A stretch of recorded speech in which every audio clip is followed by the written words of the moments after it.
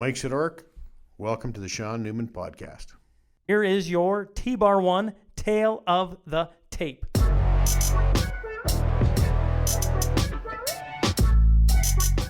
Originally from Lloydminster, Alberta, he started his career with the Lloydminster Exhibition in 1981 as the maintenance man.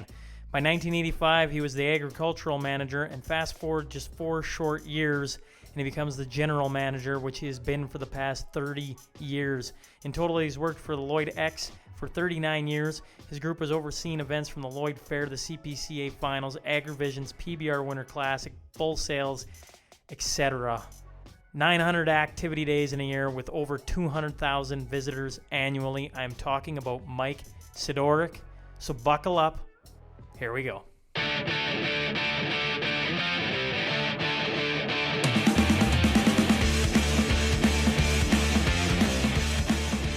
Welcome to the Sean Newman Podcast. Tonight I'm joined by Mike Sidoryk, a 39-year guy of the Lloyd X and Association. Well, thank you for bringing me on your podcast. Yeah, I know you're giving me a rough time that all you see in here is hockey, but I'm super excited for this. You've been a part of Lloyd and area history for a long time now, and bringing people together and showcasing a lot of what Lloyd has to offer and area. And so I think you're going to be a very interesting sit down. And I had you pegged, if you can believe it, a while back, even before you announced your retirement. And I went, oh, now he's announcing his retirement. Now I definitely got to get him on, because now he can spill all the beans. He's got nothing to hide it for anymore. Oh, well, absolutely. You know, there's always lots of great stories people can tell about their lifestyle and their life histories and stuff. So, you know, this community means a lot to me, and it's an amazing organization. And Lloydminster it's been a long go, and it's been fun and amazing. Well, let's rewind the clock. Let's go back to your early days. Did you know, did you have high thoughts coming out of high school, like, hey, I want to do X? Or did you just kind of slide in and all of a sudden you're working there? You know, actually, it's kind of a funny story. Back, my mom worked for the association many, many years ago, and so she, you know, let me just drink that through again. Let's try that one over. See, we're going to have to do this. You know, I told you this is going to have to be a little bit of editing, Sean. See, I'm going to cut him off right now, guys. He thinks I'm going to go back through and edit all this. He's sorely mistaken. This is a podcast. I'm on for the ride. Oh, yeah, now you tell me that little story. Right on. So, actually, the history kind of begins back. I was about 12, 13 years old when I first started working part-time for the association. I worked with Dick Jones back in the early days. Dick was my mentor for many, many years, learned lots of great skills from Dick. But I started at 12 years old. My very first memory I have with the association is I actually whitewashed the racehorse barn. It was, you know, and you use white lye. I went to work, had a brand new pair of jeans, you know, good new pair of gloves, and I was excited to go make some cash. I think I was making either 50 cents an hour back then, but you know, when you're 12, that's a lot of money. And you know, by the time I was done the first day, my gloves were eaten to bits with the white lye, and my blue jeans, pair of blue jeans, were chewed right up. So all that money you earned just went down the drain buying. You know, absolutely. You know, so I helped out in the summers for a few years, like helping at fair, cutting grass, cleaning toilets, picking garbage, you know, kind of doing a little everything, kind of helping out, and had some fun. Mom was working there at the time, like I said, and it was a good opportunity to generate a little bit of summer money. And then I'd help out at the bull sale, running tickets to the buyers, and I did a few other odd little jobs off and on. And then, you know, kind of, you know, hit the fun life with a teenager, and you know, I was really more interested in driving truck and chasing driving my girls. truck and absolutely having some fun. So I had some part-time jobs, worked for Foster Sports Center, and then I worked for Midway Distributors, kind of just. So did you work back then when Shep was at Foster's? No, not Shep. Oh, Shep, they were at the downtown store with Brad Payne. I worked on the Highway 16 one across from Midway Distributors. Okay. Yeah. So it was where the boats and the quads and all that stuff was at. So it was pretty good. It was fun. Did that through school, and you know, then I started working in the oil patch a little bit, coming out of school. What did you do in the oil patch? Well, I was a swamper on a truck, worked for Totran, worked in their yard, driving one of their forklifts to load and unload pipe. I did a day or two with Bob Kerr with Border Trucking, and didn't think the rig moves were kind of my game. And then I sort of started working with Totran and had some fun there. It was good. Worked hard, and then of course back in those days the oil patch kind of tanked. So I kind of started there in my full-time career with a tanked oil patch, and look, lo and behold, I'm ending my career in a tanked oil patch scenario. So it's kind of an interesting go. So then I said, well, I'm going to stay there for 3 months. How do you compare the tanking back then to now? Is it even similar? Oh, very similar. From my memory back in those days, very similar. This is worse, it seems now. Like a year ago, 2 years ago, it was, I'd say about the same, but now she's gone way too long, too far, too deep. It's very more debilitating for this region and community than back then. So yeah, but very much similar to the timelines. So I said, I'll come help out, and because my mom phoned and said, hey, Dick, we need some help down here at the grounds, and I was needing a job. So I said, well, okay, I'll come. A few months, and 39 years later, still there. What was your first job when you started back at? Oh, I think it was in the fall, just before before the fall stock show. Kind of getting ready for the cattle sales and the cattle shows, and season that we did back in those days. And we did everything a little bit more by hand, though. We might have had a John Deere tractor then, or that might have been later. But yeah, we would clean the barns with pitchforks in the back old Mel Smith's truck, and so we did lots of things a lot differently than we do now. Do you ever laugh at kids now that say they got it tough? And absolutely. The one thing is I can always say to everybody, I have done absolutely every job in this place from start to finish. What was the worst job? Probably cleaning the toilets. Cleaning the toilets during fair. That was never a fun job. Hundreds and hundreds of people, and you're a young guy and thinking, ooh, I don't know. But that was probably the worst. That's got to be an easy thing as a manager, though, when somebody's complaining, going, listen, you want to talk about something? I'll tell you about cleaning the toilets when 100 people and 20 of them can't hit it. Yeah, there's always lots of good stories to tell with that kind of stuff. But yeah, it's nice to say, well, I've done that job. And most of them, some believe you and some don't. So sometimes you have to re-show them. Did you ever think at any point of trying something different, or once you got in the groove of it, away you went? Because you just don't hear of many people. Well, I shouldn't say that. Today's generation, you don't hear many people. Back in your generation, there was more people that stayed with a certain occupation for an extended time. That's correct. It's like every job. Every once in a while you think, man, should I be doing this anymore? And, this industry gets in your blood. It's a nonprofit organization. They never pay high wages and high salaries, but there's a whole bunch of other reasons to be there. It's the community support. It's the comradeship you gain, the friendships of all the people you meet over 39 years across North America and half the world. So there's more to a career than cash.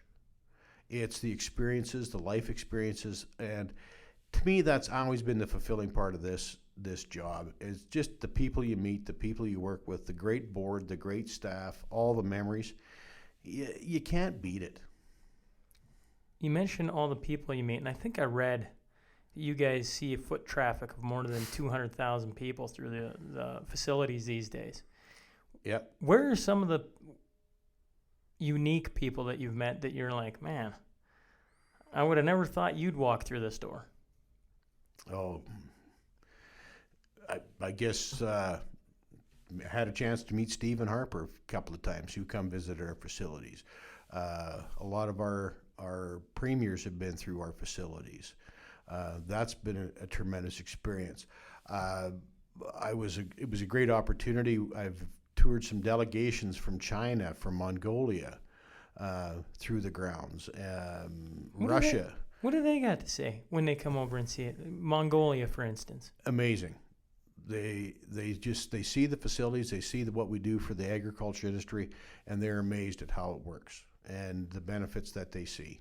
They do things differently. They have their fairgrounds over there as well, but just it's different, and a lot of it's horse racing, a lot of it's that type of events and activities. So, it's a new way of life. They like to come and see the agriculture equipment, the cattle, the horses, so they can take some of the bloodlines back and help improve their breeds and their stocks. You probably get to tour around different areas then. Yeah, I've been to a lot of the states for some of the mostly on the California seaboard, because we belong to an association there. When we've toured around some conventions down in that area.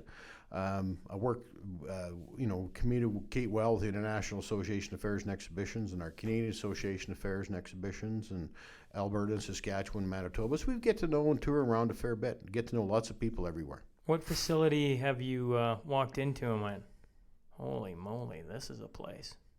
Well, the most, Atlanta. Atlanta? Yeah. What was it about Atlanta? Well, we went to a conference called IAPA. It happened to be in the area, so I popped in, and it's a International Association of Theme Parks convention, which is very similar to our fair industry. And I couldn't believe the facility. Like, it was 4 stories high, meeting rooms every 20 feet. There must have been 20,000 people in that facility that day. It was huge. So, there's some pretty amazing structures and facilities down there. There's the Georgia Dome. They had a midway in the infield. So, you get kind of intrigued and enthused with all of that type of activities. Disney World is another exciting place for me because I love the fair. It's the year-round fair style. So I like to sit there and watch people, see how they do things. It's an amazing way to learn when you can just sit and observe and watch how other areas thrive and prosper, and how they treat people and how they move people and how it all works. When you talk about going to different places and seeing how they do it, what's an idea, or maybe there's several, that you watch somebody else do from afar and went, geez, that's brilliant. Maybe I should try that back in Lloyd. Well, there's lots of different types of shows we would bring in, or here's a better way to run the stock show. Here's some added classes you can do, or there's lots of benefits we get from all the other industries, people we work with and talk to. We would have joint meetings with all the ag society people that run ag shows across Western Canada. We'd all sit together, talk about better ways to improve a lot of the events and activities we do.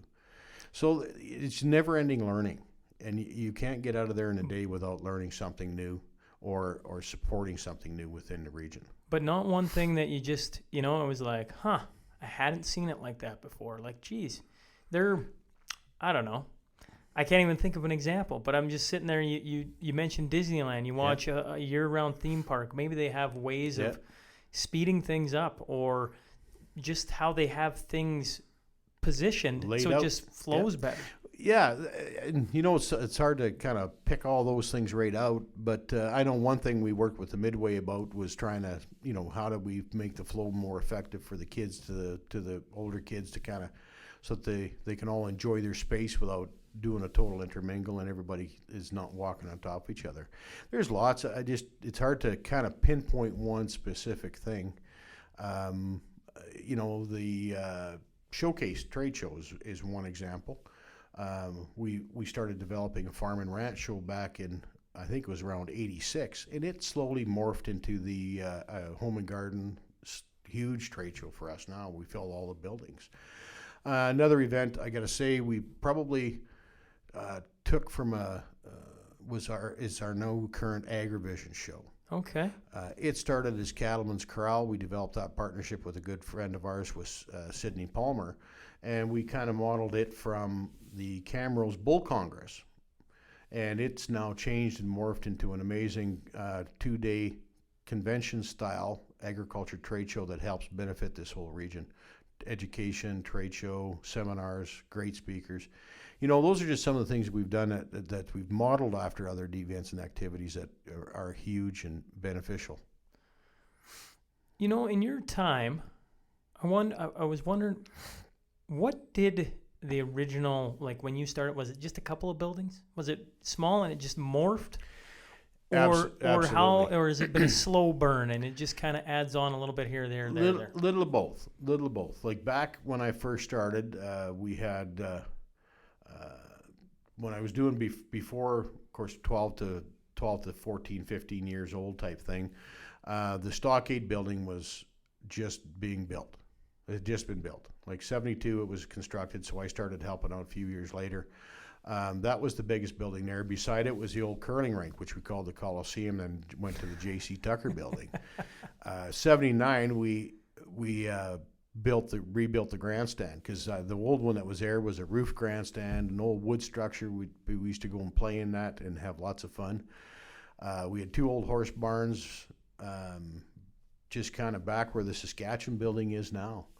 And then we had 2 blue cattle barns, which we call the time barns, and they were just right across from where the wash rack scale room building is. There's been lots of change, lots of history. Where the office, the Wild Rose is now, there's 3 buildings there. One was a home arts building, one was a craft building, and one was the office building. So some of those old pictures, it's fun to go back and look at and say, oh yeah, that was there when I was there. So, and look at what it's changed to now. We have 110,000 square feet under roof. The board has been very strong and progressive in supporting the development of the association and making sure that we can provide a great source for the whole community. So it's the vision from the board that we all worked together on.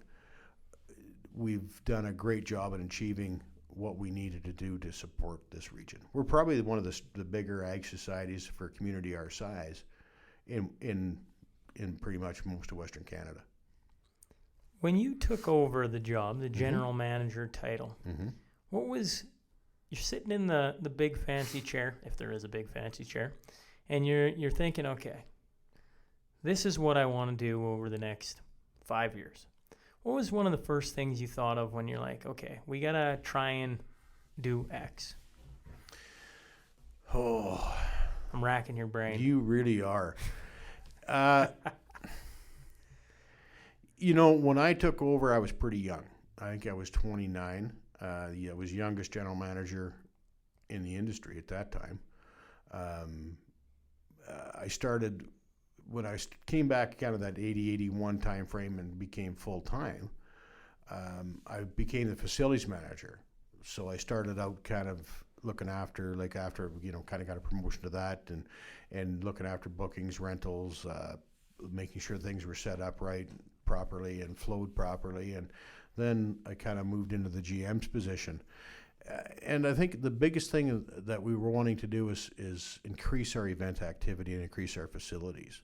So we just kept working, negotiating with the governments, and with Dick's help still at the time, we added on the Saskatchewan building. We added on the other larger facilities, which gave us the opportunities to do way more things. We made the improvements to the racetrack back in '84, so we decided that we would pursue and go after the CPCA Finals. And that was one of the bigger events that we did back in those days, which made a big difference. And it's now 25, 26 years that we've been running that event. You remember the day you went and pitched the CPCA? Hey, listen, we got a spot for you. Yeah, absolutely. It was the Northern Chuckwagon Association back in those days. Yeah. So we sat down, negotiated a contract, a deal. Tom Halstead, Larry Kirby, and myself, and we put her together, and it was it's been an amazing event ever since. It's just growing bigger every year. How sad is it then right now on your last year in the helm, what's going on, and that there's no events going on? Well, there's 2 ways to look at that. It's devastating to one degree. I'm not able to provide some good help and assistance to the crew to help them through the fair, get them through the fair on their own, get them through the chuck wagons on their own, all of our fun summer events and activities. But because it's a little slower, it gives us time to properly process, properly train, make some changes to how we need to continue to stay viable. So it's kind of a bittersweet. I'd love to be there pushing that last fair out, pushing that last chuck wagons out. But now I can help support the crew in saying, and the management team is saying, look, here's what you guys can maybe do to move forward and make some changes that meets the new standards that are being portrayed to us in today's new world. So it heartbreaking, but gratifying. Does that make sense? Yeah, absolutely. You can't win for losing some days, but then the next day you think, well, this is great because now we can talk this through better. Because when we get rolling and you put 900 event days on through a year, it's just a revolving door, and you quickly move and move and move and move, and by the time the event's on, we are actually moving to the next 3 events that are after it to make sure that things are going well. Explain this to me. You say 900 event days. Yep. So every time there's a single event, you call that an event day? Right. So that means that roughly you have 3 events going on every single day of the year. Yes, potentially. We have 13 rentable rooms, plus the horse rings and the racetrack and the grounds. So at any point, and back, we used to be 1,100 event days until we hit the downturn in 13. So we were running hard. Do you 7 even days a week. stop to do you ever stop moving? For a very short period of time, because you got to keep thinking and moving ahead, right? And that's what I say. We have an amazing crew right now that've been through a good portion of some of that. So it's a huge learning curve for everybody. Did you ever have a point in time where you just locked yourself in a room for a little bit and just said, I gotta turn the lights off, recall myself, and go, okay, and then step back into the tornado?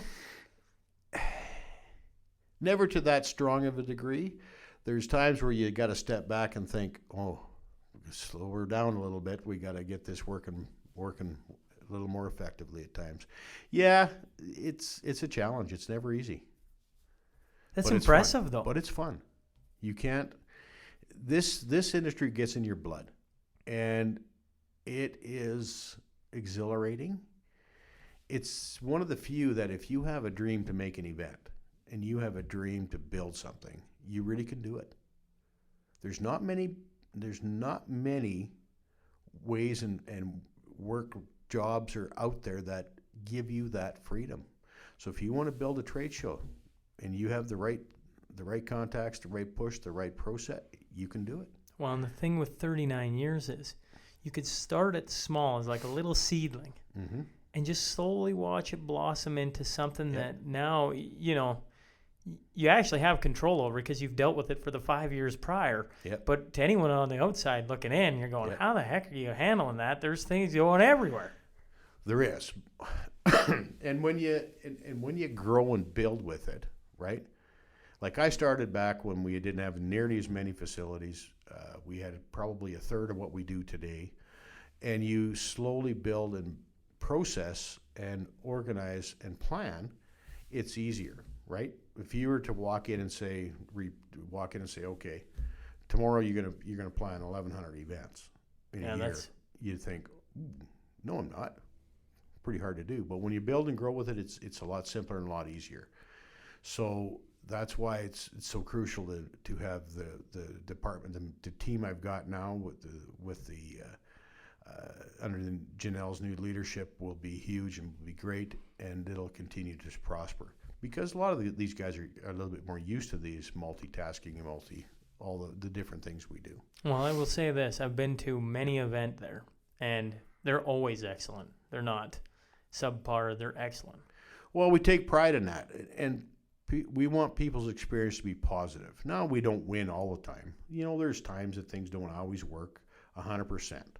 Weather's a huge factor. There's other issues that are sometimes I heard you're beyond a weather your guy. control. Yeah, I kind of watch it fairly close. I find it watch it very, very close, actually. Have you learned anything? Can you tell the weather by what they're saying? Sometimes sometimes it's your best guess, and sometimes you make the right one, and sometimes you make the wrong one.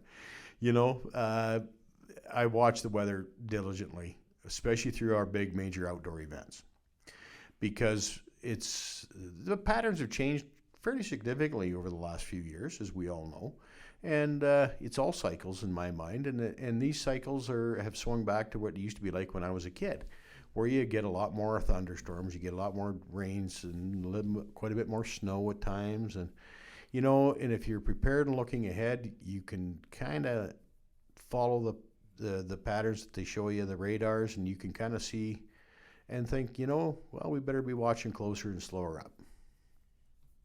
Make some changes, make sure that they're safe, because that's very crucial, especially in these outdoor activities and events. So I watch them close.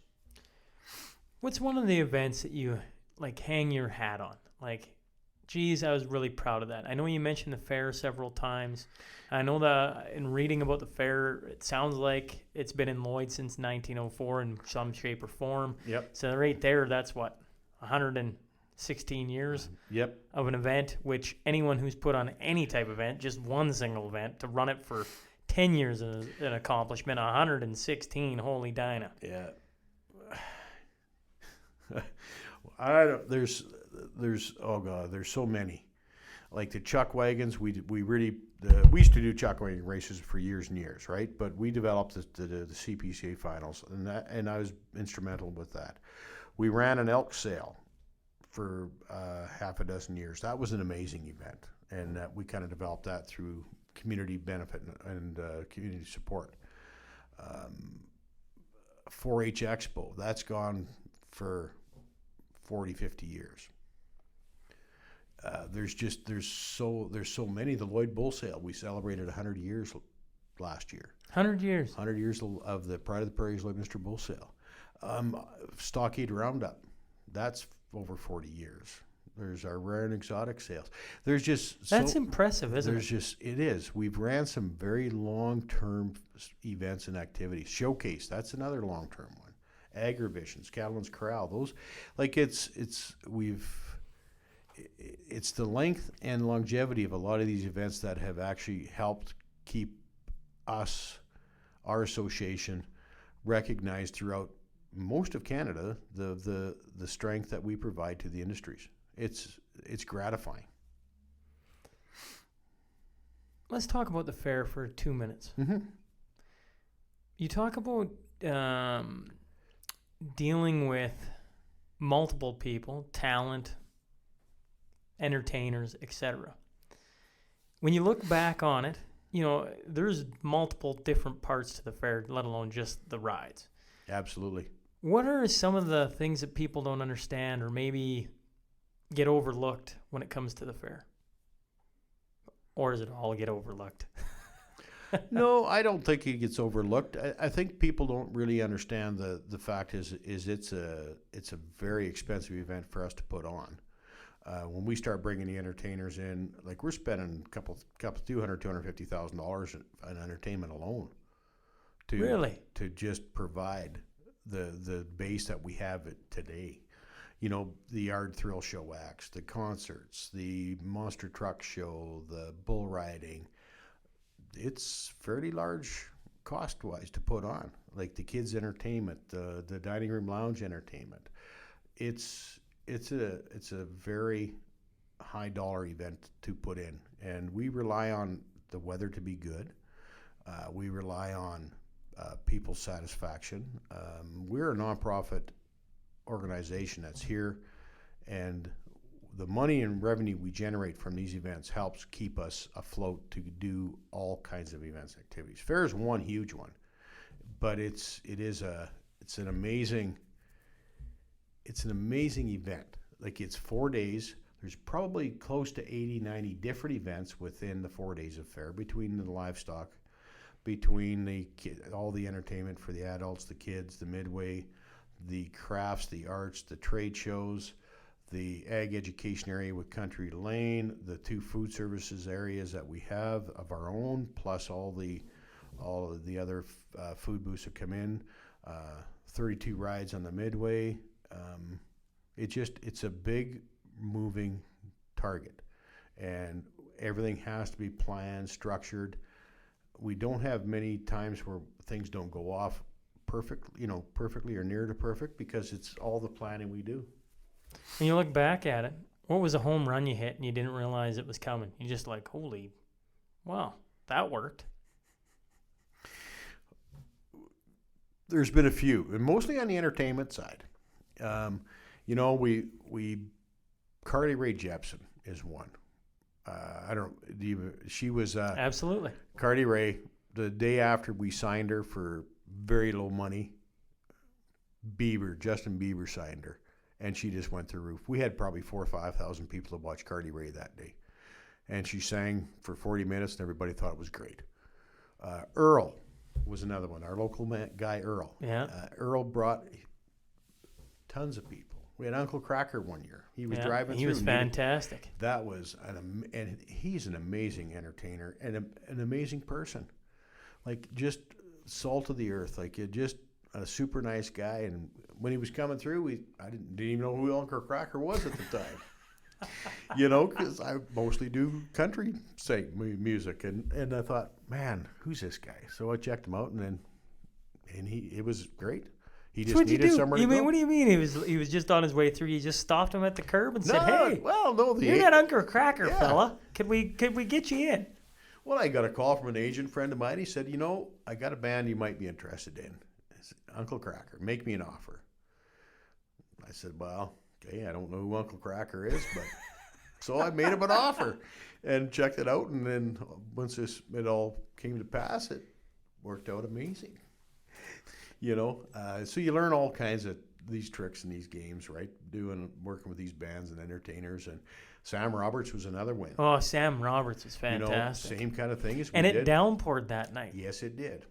It did. But and we got him off, though. And he sang right through it. He loved it. That was what made part of the night was that. It was. Sam, like, that was an amazing concert. And it was the same thing with Sam. Like, we bought him, and he went gold right after that. So, you know, you get some wins and you get some luck. It's not always good planning, right? You just sometimes you buy what you think and hope it works. And we've had some really good successes. You know, like the old classic rock Trooper, April Wine, Nazareth. You know, we've had some Kim Mitchell. Like, we've had some great talent on it through the whole fair. It's an amazing event, and it brings people together. It's the biggest family fun, great food event activity that there is. Yeah. You know, that's a few of the things that I will miss, like the chuck wagons, the fair. Yeah. You know, because they're fun. They're a lot of work, but they're fun. When it works great, it's gratifying. What kicks you when you're down is the weather. You know, we've lost shows. We've lost 4 days of the fair. We only run 4 days with rain. There's been a few years like that, but it hurts. But, you know, you don't take those and just crawl away and go away and forget doing it. You think, all right, well, we got next year. We can make this happen again, and we don't get rain every year. So there's benefits, and there's pluses and minuses. The fair, well, all the events you talk about. Hillmont boy, grew up in, going to the fair and running around there. I can just, the sights, the sounds, the smells. Oh, absolutely. Right? And the shows, all the side shows. The most memorable one I have with the fair is we brought a show up from the States, and it was the Swamp Master. It was the Gator Show. The Gator Show. Alligator Show. You know, and the guy he was a young guy, and he didn't really know the rules and the plans,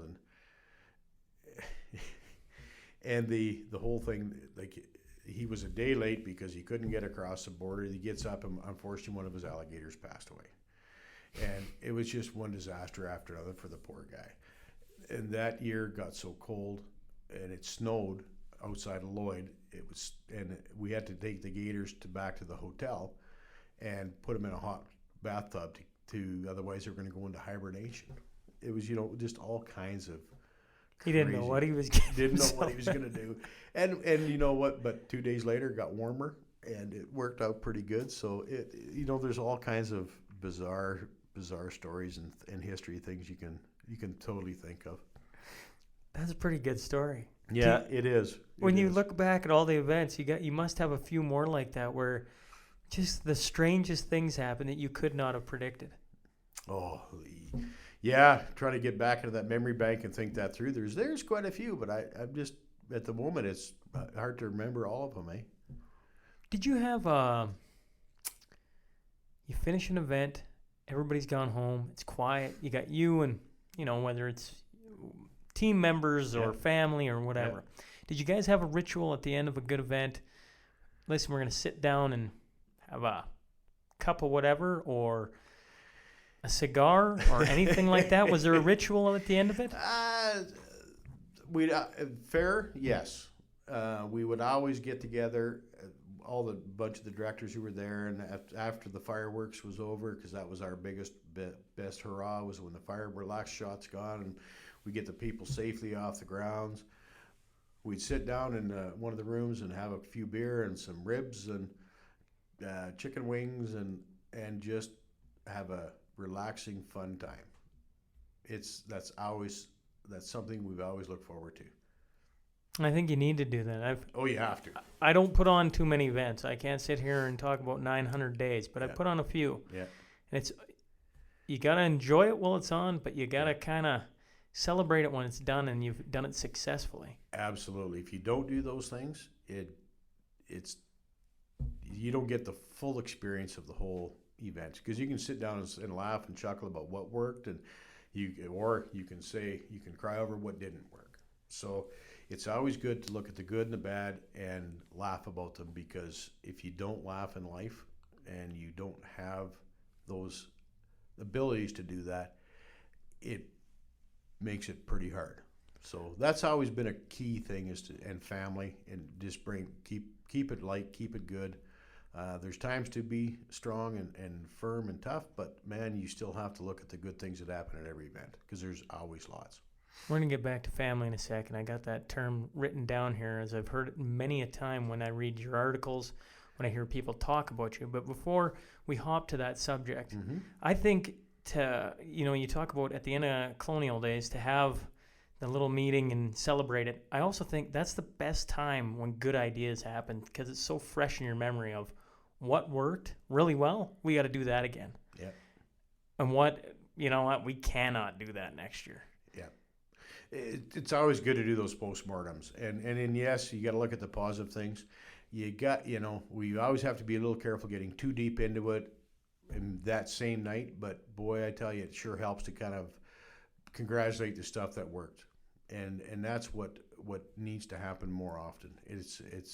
That's how you learn, that's how you win, and that's how you make improvements. Yeah, and celebrate it. And absolutely. When people put in a lot of effort, instead of just saying we'll see you next year, to sit around and spend a little bit of time and celebrate it, talk about it, enjoy it. Staff and our many volunteers, like we start about 7 in the morning and we wrap up anywhere between 1 and 2 in the morning. So it's a week long of that. I don't know how they do it in Calgary and Edmonton. Maybe they don't have the same process that we do, but man, it's long days, fun days, gratifying days, and it needs to be celebrated. Are you a coffee drinker? Absolutely. Are you a Red Bull drinker? No, just coffee. Just coffee. Just coffee. Absolutely. Put it to the vein. Absolutely. I've heard this family thing, that you treated the association like family, or the group like family, something along that lines. Absolutely. That comes right from our grassroots. This was built by families getting together and starting to come to show their goods, to have fun, do their cooking, they're showing their cattle. It was all family. It's the family experiences that have built this industry, have built our association. And that has to continue. That experience needs to continue. Like the staff will, if we encourage their families to become a volunteer and be part of the association, be part of the shows, and be part of the events. If the families feel good about being part of it, then so do our volunteers. So do everybody. It's the strongest component of who we really are as an association. we do call ourselves one big family, and we are. And that comes back from the history of the grassroots association that we are, because it takes families to make this work. If we don't have that buy-in, then we don't keep people for long. My kids grew up there. My family shared me with this association. Hard on them at times, yes, with the time and effort we put in, but thankful that we did that. I'm thankful that I had their support, and I'm thankful for the opportunities that they were able to be part of. And that's the one thing a lot of our directors will say, well, our kids, they've grown up here. We've got people, directors been on 15, 20, 35, 40 years. You don't do that without family support. And that's where the huge benefit comes in.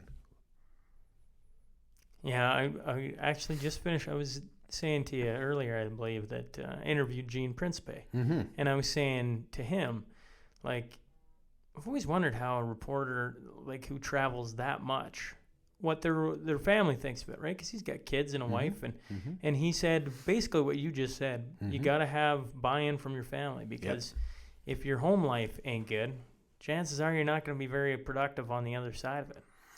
No, but if they aren't supportive and willing to work with you and make it and understand that the time that you've committed to this lifestyle. And it isn't easy on them. It's not simple, and it does cause its strifes and difficulties. But if you can involve them, and they feel part of it, that's where it's a huge benefit. So it's and my wife, she was part of the association back years ago too, because her mom and dad, her dad Dennis was on the board, and her mom was one of our presidents, and Dennis was a president. So it was the understanding of being part of this association was already built into their family as well. So it made that part a little easier. But it's hard on the kids because, I was at work a lot, and you miss some things, and you don't try not to miss too many. But man, it's hard to not miss things when you work as much as we do, and as much this community development that we've done. How many hours a week you work? Right now? Right now, in the only busy 40. time. In the busy time. Oh, yeah, I don't even know if I want to think that through. I would say anywhere from 60 to 80, easy, a week, if not higher. During the fair, I'd get home for maybe 20 hours. So, yeah, it's a big investment for time. It's interesting to me. Most people are looking to do the complete opposite. And what I mean by that is they're looking for a job that'll pay them millions of dollars. Let's go extreme, millions of dollars. As much money as you come on. Yep. But they only want to work 20 hours. They only want to work 3 days a week, whatever it is. And what you just talked about is the complete opposite. Is you're working every day of the week, being home very little, and yet it is just as satisfying as anything you've ever known. Thoroughly enjoyed it and wouldn't do it any differently. No, I wouldn't actually. It's like this gets into your blood. This, and I'm serious, like it really does. Because you see the benefits you provide, you see the gratifications from the people. When they say that's a great event, we had a great go. There's the negatives too. Like not everything works 100%. And you take the negative comments and you say, well, okay, let's make this better so that we don't get those. And I think we've done a great job with some of those. But you take, it's like I say, it gets in your blood, and honestly, it's addicting, because the amount of fun you can have and the amount of great people you meet. And you got to be a people person in this industry. If you don't like people and you don't like crowds and it'd be very hard to manage. But if you like people, because that's what it's about, is people. Families, people, communities, benefits. It's huge. Over your time, Mr. Weaver was asking me to ask you this question. How much do you think in total infrastructure have you helped develop for the Lloyd area? Is there a total that comes to mind, or is there? Like for this on our grounds? Yeah.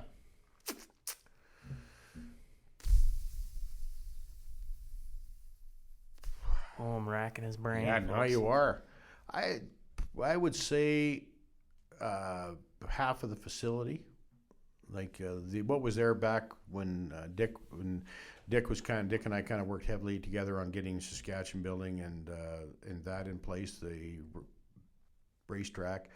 Yeah, the Alberta building, I'd say half or better, 40,000 square feet of the facility, 50,000 square feet, I should say, with the new expansion on the front and the meeting rooms and the renovations. And yeah, it's large. Yeah, it's large. How about, I'm not saying that every time you lock down a guest or a show or a big deal or whatever it is that happens. Mm-hmm. But in doing this show, Mm-hmm. when I locked down a couple different guests, and I've locked down my 100th guest, who's going to be on in July, I pulled over on the side of the road, gave about 6 fist pumps, probably ran in a circle because I was super pumped. In your time, was there ever a moment where you're like, just locked up whoever or whatever, and you had one of those moments? Or you were just cool as a cucumber? So excited, things went so good, and everything's on target, and everything's planned. Just about every event, seriously, because if they work great, and everybody's, we get, it's successful, and money's not always a success, right? It's the facilitation, the orchestration, the logistics, all of those things that go together to make an event successful. It's not always money. It's success of how we've benefited somebody, we've benefited the industries, we've benefited. That's my fist pump all the time. And when it works, that's the adrenaline. And when you meet people from around the world, that's the adrenaline. And that's a lot of almost every event we do for me. When it works, it's great. What's the downer? Has always killed me. It's the bad weather. I was told you had tons of ideas. You're an idea guy. You never had an idea that you thought, geez, this is what I'd like to do. Yeah, that's what we're going to try and do. And then when it came to fruition, or you started down that path, you didn't go, now we're doing something. Now we're cooking with fire or cooking with gasoline. Again, it kind of it kind of goes back to the majority of the events because that's what we do. That's the elk sale was a big one. The fair, the chuck way. I think it kind of goes back to all the events and activities we do. It's hard to really pinpoint any one because it's been the big whole picture is what has always been my excitement and my dream. And making all those events come together and work hard, the logistics, the planning, that's the exciting, gratifying part. Was there ever an event that you wanted to do then that you never got to do? Well, there's one. It's a wine and beer and food festival. That is one event that we are still kind of working towards putting together and in cooperation work with the city. That is one I'd love to get done. But I'm not sure I'm going to quite get her done in 3 weeks to a month. Social distancing and all. Yeah, with the COVID. That is one event I'd love to do. I'd like to bring in a bigger concert. The biggest one we brought in was Bob Dylan so far. I'd love to bring somebody in larger than that. If you could have, you got all the power in the world, within reason, I guess, but who would you like to get in? Who is a guy that you reached out to, then saw the number and went, oh, yeah, we can't afford that? Most of them. Oh,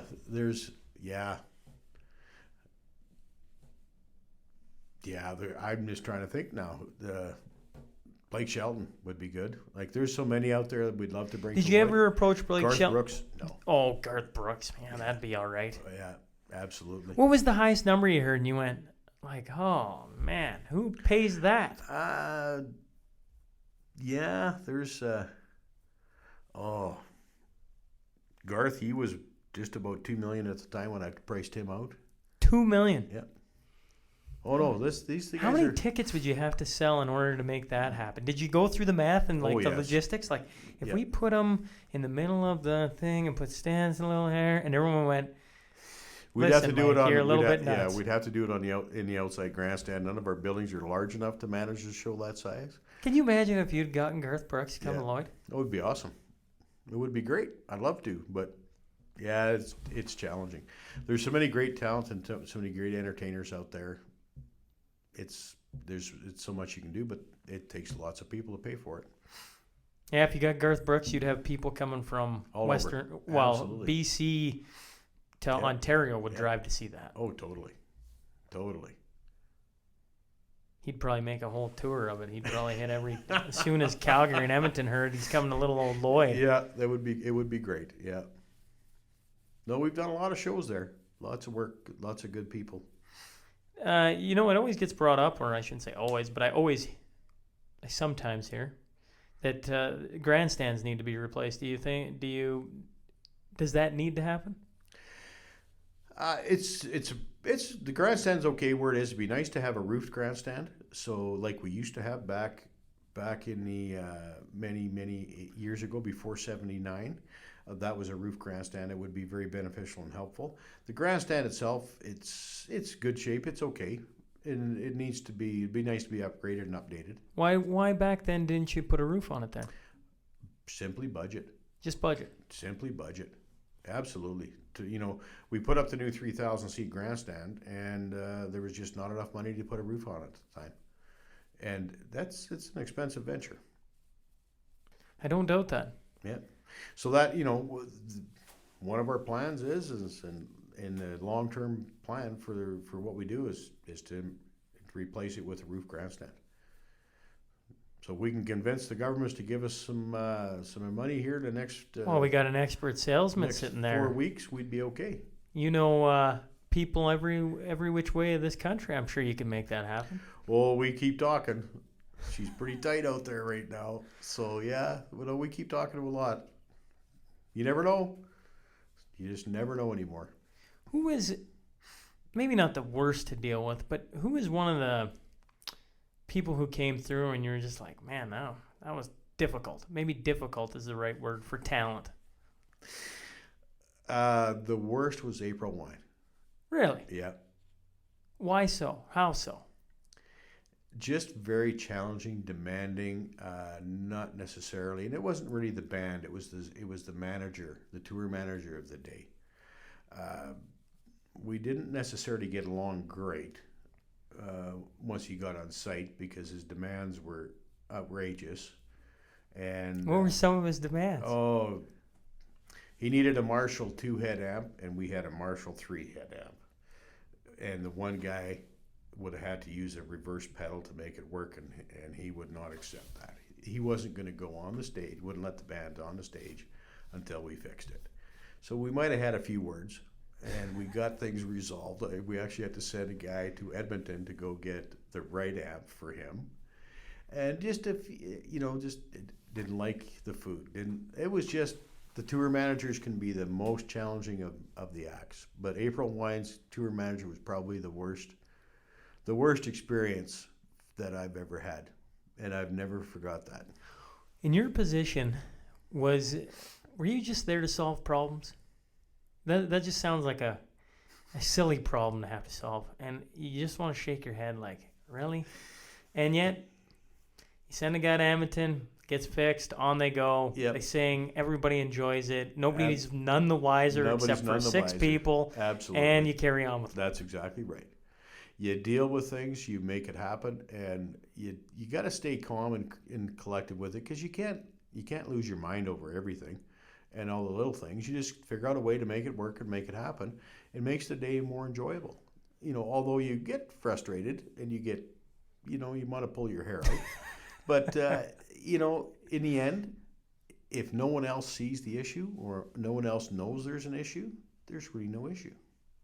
It's always a good thing to follow. If nobody sees what's wrong and it facilitates and feels good and looks good and works good, and you're the only one that knows, or your team may be the only ones that know, that's what matters. As long as our customers don't realize that something's not right. Yeah, you're the duck on the pond. Absolutely. The feet are just absolutely going, but everything on the top is calm and cool. Absolutely. There's the odd day you get the white caps on the water that wash the duck to shore, but on the average, that's exactly right. And you have to plan and work that way. And in my world, I've always said you got to have a plan B in your mind. If you got planning on the table, you better have a plan B brewing in your back of your mind, because that's the simplest way to solve a problem is when you have a backup. What was your favorite store or person to call or something along that lines that plan B always involved? Man, if this happens, I guess we're just going to run to Walmart to grab whatever, or we're going to stop by Johnny's. He's got 12 different extension cords and shovel and whatever else. You know, I want to say probably the liquor store. You can go get that bottle of whiskey to solve most of the problems with. You know, it's in most cases, it's duct tape and haywire. So you go to a hardware store to get what you need to kind of solve most of your problems. Red, green. Yeah, absolutely. If you don't find you handsome, she should at least find you handy. Absolutely. Duct tape and haywire. Oh, God, that's good. Yep. You did bull sales. You were mentioning it's been 100 years. Yep. I got to think that many bulls going through the place. There's got to be the odd time a bull gets on the loose. Well, there's been more than the odd time. More than the odd time. It was every year with our stock show, either fall show or bull sale, we'd have a bull running down Main Street, or running across. You had a bull run down Main Street? Oh, absolutely. More than one occasion over the years. Or they get loose and one goes across the golf course, you know. And generally there's nobody out there golfing, but because it's either spring or fall when the guys are off the course. Holy moly, what is that? Watch out for that bull. We had one bull I remember getting away and ended up in a lady's backyard, and kind of didn't appreciate the swing set that was in the backyard. So I think we had to replace the swing set on that deal. But the bull got in there, got tangled up, and took off with the swing set. So there's all kinds of little stories, you know, you can always reminisce about. And we had a 4-H steer one year get loose in the buildings. All of a sudden, and that's back when we had our kitchen in a stockade in what we call the R.J. Nelson room now, which was the old boardroom. And we turned it into a kitchen for the stockade when we were doing lots of banquets and stuff. And we just waxed the floor. And the wash rack was at the north end of the Alberta building where the new washrooms are now, that we call it. And he gets into there and he busts through and gets into the stockade, freshly waxed floor, and he's slipping and sliding and destroyed the floor, ran into the kitchen, got in the corner in there, and we got him chased out of the old kitchen. Didn't do a lick of damage in there, just kept going around the table, out the front door, and stood over by the teepee and started eating grass. And the kid walked up, grabbed the halter, and let him back into the barn. It was priceless. Hit the crash bars on the door perfectly, just bang out the doors. 3 sets of doors out. Didn't break any glass, just scratched up the floor. Is all kinds of. Yeah. What happened on the weekend? Oh, you know, just a steer got loose. No big deal. Just a standard Saturday here. Got into the stockade. Yeah. We had a private bull sale one year it was in the Alberta building, and back in the day we had a car sale in the stockade before we turned it into a banquet hall. Well, get there in the morning and come through the stockade, and it was full of cars. I believe there were Chevrolets at the time, and who might have been. And there's 10 bulls inside the building, and they broke through the same door the 4-H steer did. Got into the cars. Ooh. And thank God, Lord, nothing was fighting. Otherwise, there'd be nothing left. They just walked around, never even touched a car, never did nothing. We'd managed to somehow get them hazed out of the room back into the same way they came without a lick of damage. Like, there's things that and most of the time you go Somebody's having fun with you upstairs. absolutely go in and the place would be destroyed. Oh, The old boys would be telling, I remember back in old 89 when the bulls got loose with the Chevrolets in the absolutely. vehicles. Oh, yeah. There's lots of those interesting types of stories. We had buffalo in the old wash rack. We had a buffalo. First buffalo encounter we ever had was at our rare and exotic sale. It was back in the 80s. A guy comes in with 11 buffalo, and they weren't little. They weren't calves. They were big. We put them in the old wash rack. Did you ever in 4-H? Funny story. I was never in 4-H. No. All my siblings were, but and your dad was a leader. And in the old wash rack in the Alberta building at the south end, it was a cinder block room. We put a couple big heavy panels across, housed them right inside the wash rack, backed the truck into the stockade, put the load chute up to the door, and unloaded them into there. And we never moved them out of there. We sold them right in the ring while they started fighting. Two buffalo started fighting. 11 buffalo. 11 buffalo started fighting? Started fighting in that room, in a cinder block wall, and you could see the wall move, and there were still permanent cracks in that wall until we replaced it all one year, but the wall was moving, and it was quite, and we're all thinking, oh, this building's full of people. So we finally got them calmed down. How did you calm down 11 buffalo? Tossed in a bale of hay, made a difference to the world because they got busy eating and they were fine. And then we quickly loaded them into the truck and got them out of there. Get them the heck out of here.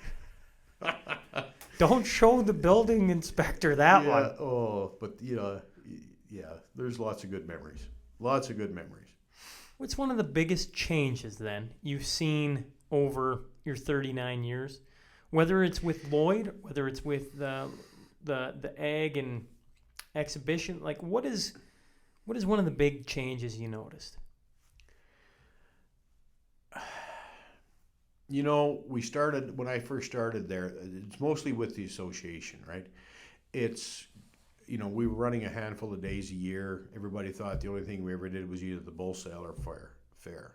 Right? Even now, most people think, well, the only thing we do is fair. Some days now don't even know we do a fair. So, but it's adding all the events and activities and the growth that we've seen with that association. You go from running 100 event days a year to our strongest of 11 to 1,200 event days a year, and actually facilitating and making that all work is probably the biggest growth. The increased in the grounds and increased in our facilities that we do, and the amount of events and activities that we ran. That's what I see as the biggest accomplishment and growth that this association has done.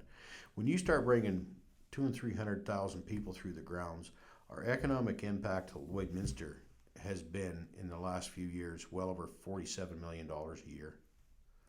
$47 million per impact. Year? Yes, for economic impact to this community. It's huge. And most people don't realize, we are a non-profit charitable organization. We're not there to make money. The events and activities that we operate and run help manage the cost it does to operate the facilities, put on the events and activities, make the improvements that are needed. We get some government granting, about 6 or 7% of our total worth for the year is grants, but the rest of it is self-generated. And we are a non-profit organization that is here for the benefits of this whole community.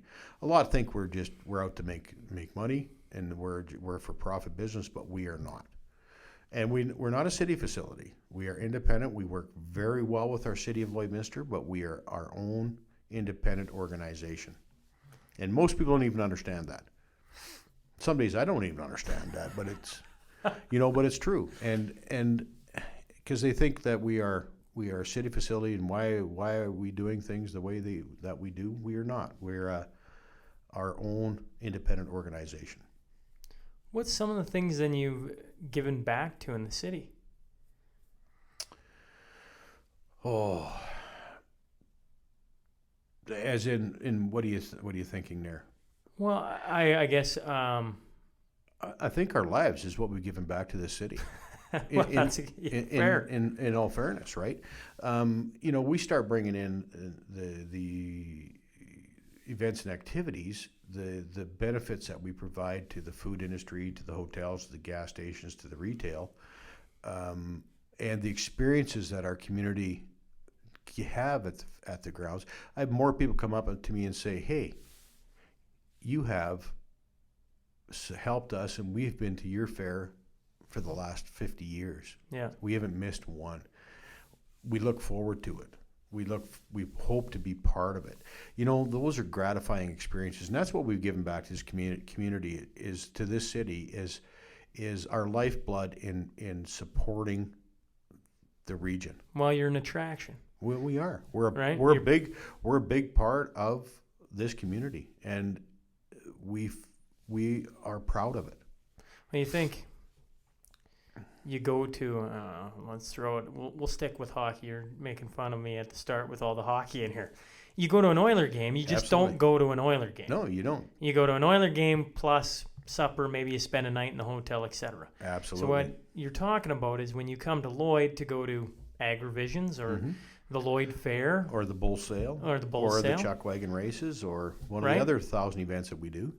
chances are you're going to stop and you're going to Yep. pick something up at different store. Or, I remember living out on the farm and coming in, and pretty soon you've stopped at 3 different places. Not that Hillmont is that far out of town, but No, but it's true. you come into town, you're going to do a couple things. Yep. And by having that here, it's become a hallmark of the city of Lloyd to have sitting in here that people travel to. They come to the different things. You bring, 200,000 people, 300,000 people coming through, whether there are a bunch of those are Lloyd or not. Obviously, a lot of them are, but and the area. Bringing those here instead of elsewhere Yep. is a lot of people's money being spent in the town. It is. It's huge, and businesses. We support a huge amount of business in Lloyd, so it's just a great feeling when we see those things and how people do appreciate it. We have lots of great partners in this community. Yeah, no, that's good. I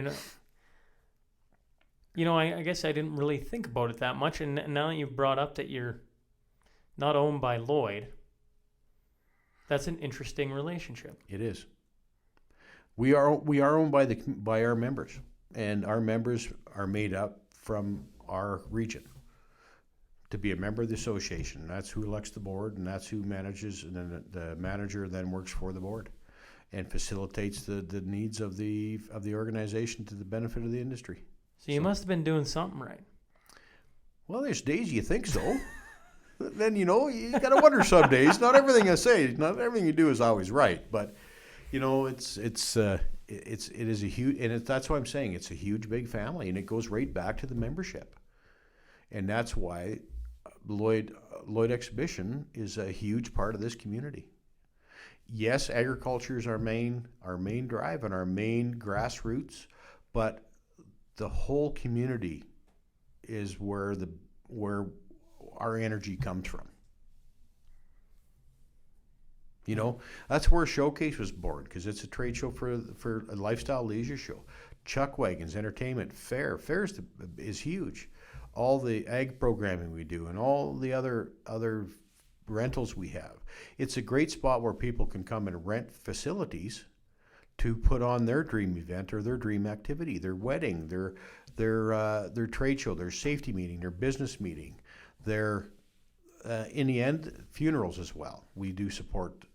We have a lot of funerals where we support the families in their needs for that.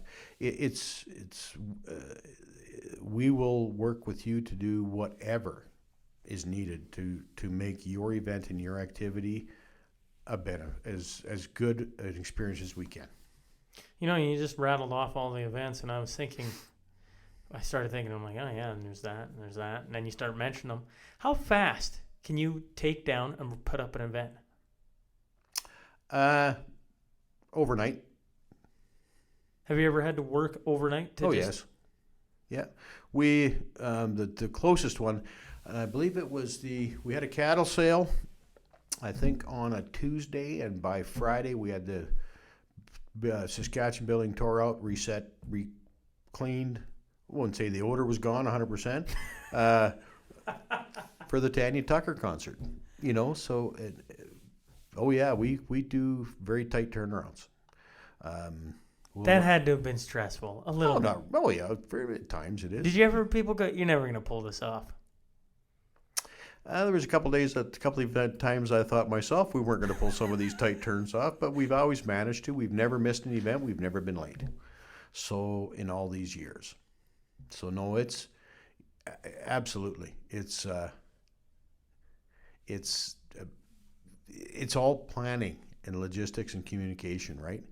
And you got your you have to have your checklist to make sure you got your plans all in place and all the structure done and flowing nicely. We do some very, very tight turns. What's one of the biggest lessons you've learned then over your career? I always have a plan B. Always have a plan B? I always have a plan B. So when you're planning something out, you're just like already thinking, listen, if this goes wrong, this is what we're going to try. Absolutely. You have to do that because you always, it gives you that opportunity to really have because again, when you plan something, not everything always works 100%. So you've got to kind of think, well, if this goes wrong here, we can do this to solve that, or vice versa, or who do we call to back you up, and who do you call for support? It's always good to have those plans. That's the biggest thing I've always learned. Communication, make sure your plan works, laid out and facilitated. Did you ever have a one-hit wonder? And what I mean by a one-hit wonder is, did you ever just do an event once? It was really good, but for whatever reason it was unique, and maybe it was a traveling show or anything just coming through. It was super successful, but you're like, man, how would we ever recreate that? Oh, livestock. We partnered with the goat back years and years ago, Stu Dent, and we put on an event, and it honestly was great. It unfortunately weather kicked us, and we didn't generate a whole lot of revenue, but it was an amazing 3-day outdoor festival for classic rock. And what was it called? Livestock. Oh, Livestock. Do you remember that one? Yes, I do. Sorry, I was thinking. It was a great event, and it was, in all fairness, it didn't financially work, but it was successful in the logistics, the planning, and all of that. It was a tough year, and economy was not as good, and the weather kind of kicked us, and it was a tough go, but that would be one that experiences. What are you going to do now in retirement? Like, you just basically said you gave your life to this thing. It's addicting as all hell, and now you're just done. And just like that, it's over. Are you going to still be involved in some capacity? I'll support them as long as they want and help them as long as they need, and provide the guidance that if they wish. What I've learned over the years, like I could be a general contractor, right? Because, we built a lot of buildings together. I could help do a trade show. I could do a trade show. I could, run a concerts. The life skills that I've learned there, it has many paths I could go down. And I think I'm going to take a few months just to kind of cool the jets a little, relax a bit, maybe get a little hunting in this fall, hopefully get a little hunting in this fall, because I always swore I'd take a whole November off and go hunt deer. And the most I've ever got in is 2 weekends, so I'm looking to get that done. Go do some fishing, more fishing this summer, So, just kind of enjoy life for a bit, kind of see where the path takes me. I'm not that old yet. I got a few good years left in me, but it was time to do, get some new blood and new energy and new life cycle going with the association. For the association. So I think it gives me, but I have many opportunities. Maybe I'll run my own shows, be a big renter for the facility. There's so many paths I can go and so many things to do, and my plan is stay in the community and just continue being part as best I can. Speaking of new blood in the association, with the new GM Janelle, and I torture her last name every time. How do I say it? Saskew. Saskew. Yeah, Saskew. Saskew. Yep. I got it there. You bet. What advice would you give her? What advice would I give Janelle? Yeah. Be yourself. Follow your instinct. Communicate well, and continue to be a strong part of the community. Success will come with you. That's good advice. Well, let's go into our final five. I know you've been on me, folks. He was on me when we first started about how long we're going to go, and I need to get him home for his bedtime. Absolutely. This is a guy that worked through the night putting on events, and now he's talking about bedtime. But well, since COVID, I've been able to slow her back down and kind of get used to this. He used to never go to sleep till midnight most days. I wouldn't get home from the office till 11. What have you been doing in the COVID lockdown? What have you been? Not a hell of a lot, I can say that. Reading books or watching a TV show or doing yard work that I haven't done for 5 years, and catching a couple more Z's and watching some more TV. What have you been watching on TV? All my good shows like Game of Thrones are done, and the Vikings, it's over, and trying to find something new and good to watch. Not trying to stay away from the news, because that ain't been real fun to watch lately. No, the news has been kind of tough to watch. It's been challenging. Yeah. Well, I highly suggest The Last Dance with Michael Jordan documentary. That was fantastic, about the Bulls in the 90s. I've heard that. It's fantastic. I'm gonna maybe have to check that one out. Yeah. Okay, well let's do the Crude Master Final Five, and then I'll let you get home and back to your Z's and catch him back up on life. Yeah. So Crude Master Final Five, just 5 quick questions. A shoot out to Heath and Tracy McDonald, huge supporters of the podcast. Great people. Great people. Absolutely. I'm gonna get Heath on here. Are you? Yeah, absolutely. Oh, right on. Yeah, well, I shouldn't have dropped that, but Heath, you're coming on, and now it's official. So he was hesitant when I first suggested it to him. Was he? Yeah. Well, we've done a fair bit with Heath, and I've really appreciated his support for the community and his support to our association. I've always respected that man. Yeah, he's fantastic. Yep. And I think a lot of people don't understand how much he does for the community behind the scenes. He does an awful lot. He certainly does. And most people do not understand that. Well, you'd mentioned now in retirement, maybe you'll run your own show and bring it back and rent the buildings. If you were to run your own show, what would you run? What would you want it to be? Pie in the sky. Pie in the sky? Yeah. Bring Garth Brooks. You would want it. Hey, Lloyd, I'm bringing Garth Brooks. This is what it's going to be. I wish I could. I'd love to do that big show like that. One kind of dream thing is putting an outdoorsman hunt show, specific hunting show on. That's another good dream I've worked on and tried to put together. So there's a few things out there. Well, I look forward to seeing what you bring. Yeah. Well, you never know. I may just want to sit and actually enjoy and relax too for a few years. What's one thing left on your bucket list? One thing left on my bucket list. That's a good question. Enjoy. Well, there's guy want to go on a good hunting trip. I'd like to be able to go to an Africa tour. That's one of my bucket lists, is to do that. Go down to the Kentucky Derby. See that. That's another bucket list. There is a few. I've never in my life gone to the Calgary Stampede. Really? Nope. I guess you can't. Calgary Stampede's has been the same days as our fair for 39 years at least, if not more. So, there's quite a few things on the bucket list, and most of them are still event and entertainment related. What's the biggest event you've never attended then that you'd love to attend? I think the Kentucky Derby would be it, because that is an amazing event. Mom and Dad just went to it a year or two ago now. Yep. They said it was unbelievable. Yes. Yeah, it's great. Yeah, that is one thing that we've talked about doing, and I think we'll make that happen. Coolest person you've ever met through the X?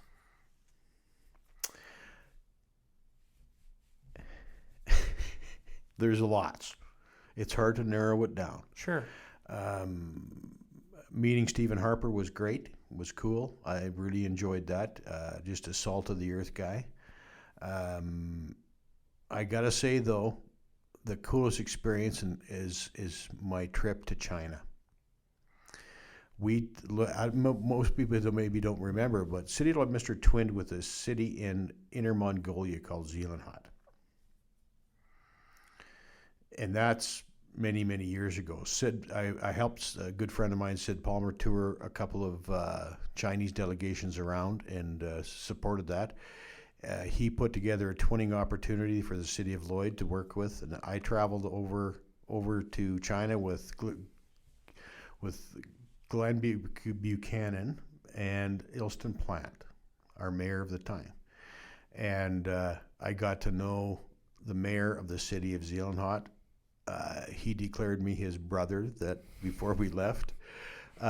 We had a great time, great relationship, and I got to say that's probably the coolest I've had was spending that 2 weeks in China, learning their culture, being part of their culture, and experiencing their lifestyle. It was amazing, and I would not give that up for the world.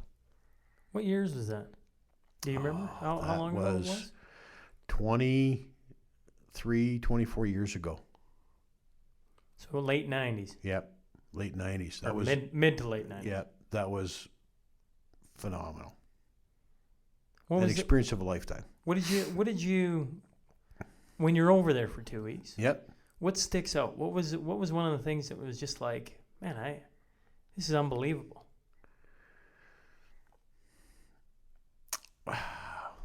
The most thing that sticks out in my mind is some people will think this is crazy, but we went to a shooting range with the general of the army, and casually shooting AK-47s at targets in the middle of at the Chinese military gun range. That was an experience again I'll never forget. Were you looking around going, you want me to do what now?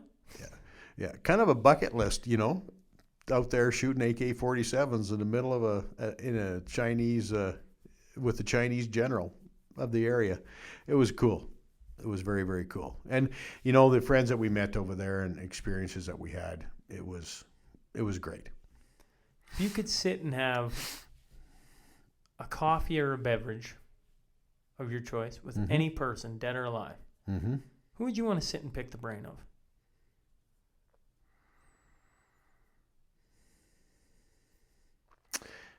An old buddy of mine named Don Stewart, and actually the other one is Wynn McLean. Two good friends who've passed away in the last few years. We did a lot together to just talk about the old fun times and the memories and the learning experiences that we've all been through. That is two guys that I'd love to do that with. Your final one, and this is when I'm directly for me. You've been in this area a long time. You've served this area a long time. If there was another guy from this area or abroad that you think would be awesome to sit and hear some stories from, to come on this podcast, who would you think, man, you got to get this guy?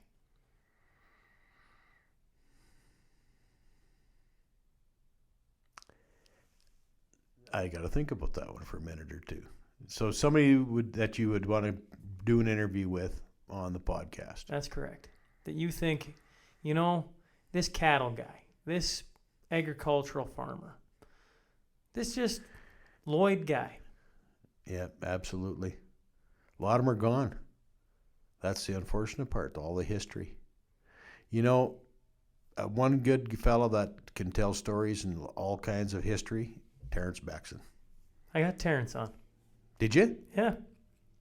Absolutely. Terrence was fantastic. He was amazing. I didn't realize that. Yeah, I did. Hey, at least I'm doing something right. You said one guy, I got him. Absolutely, and you did. Yeah. You did. No, that would have been, I missed that one. That was amazing. Terrence and I, we've done, he's a great friend, and he's always got the history and the benefit of this association always at the back of his mind. Well, you asked when you first walked in the door, you said, why the heck do you want me on? And I look at it and I go, the reasons you're talking right now about who did you get on, a lot of them are gone. It's like, well, by no means are you in your 90s and anything like that. I don't want to sound like that at all. But you're a guy who's experienced a lot. And I always think the older generation, older than me, those stories need to be captured. And for Lloyd and area, there's so many of them that are just absolutely gone, but there's so many still left that are pure gold. And if a guy can stumble his way into a few more, it'll make for some entertaining radio. Oh, and knowledgeable too. Like, there's lots to learn about our community. Yeah, there's lots. I'll think of some other names. I'll get some other ones off. I appreciate that. Well, thank you very much for hopping on. I hope you've enjoyed it. It's been fabulous. I've certainly enjoyed sitting across from you and hearing a little bit about what you've done and just some of the things that have come through Lloyd and in 39 years. Absolutely. It's just a lifetime of experiences that are so memorable. And I'm so happy and glad my family allowed me the time to spend doing this and supported me through all these years. My great wife, Kelly, and Tess, Lee, and Carter, the kids, that's the support that they've given me and allowed me to do what I do. I can only thank them for allowing me to be giving as much of my time away from them for this association, this community, and they are to be commended for giving me that ability and supporting me for all those years. Absolutely. One last story then.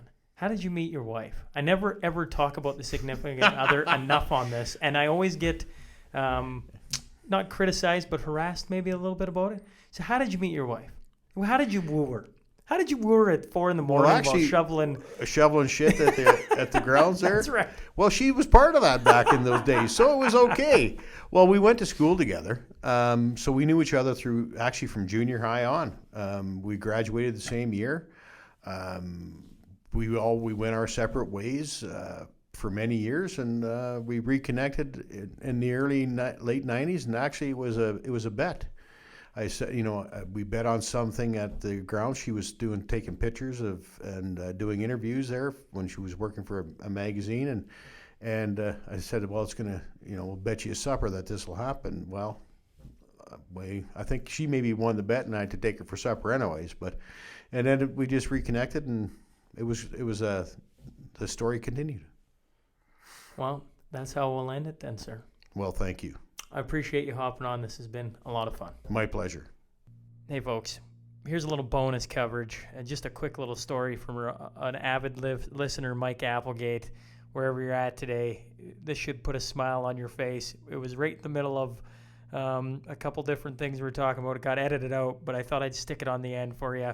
So thanks again for listening, guys. The question is, and if he said I have to phrase it this way, who was his favorite salesman from the Meridian printer, in quotes, the Booster? My favorite salesman from the Booster? I guess so. Does that ring any bells? Oh, man, there's been a few. Ron Walsh, maybe. It's Mike Applegate asking the question. Oh, Mikey. Yeah, there's been many salesmen over the years. Did Mike Applegate used to work for the Booster? He did. He was our sales rep for the Booster. Sold us ads for 2-3 years at least, maybe. It was quite a while. Mikey, I haven't talked to him for quite a while. I tell you what, that is something I didn't know about Mr. Applegate. Yeah. Well, shout out to Mr. Applegate. Absolutely, he was a great salesman. Really? Yeah. I had no clue. Yeah. Who knew Mike was a salesman? Absolutely. Hey folks, thanks again for joining us today. If you just stumbled on the show and like what you hear, please click subscribe. Remember, every Monday and Wednesday, a new guest will be sitting down to share their story. The Sean Newman Podcast is available for free on Apple, Spotify, YouTube, and wherever else you find your podcast fix. Until next time.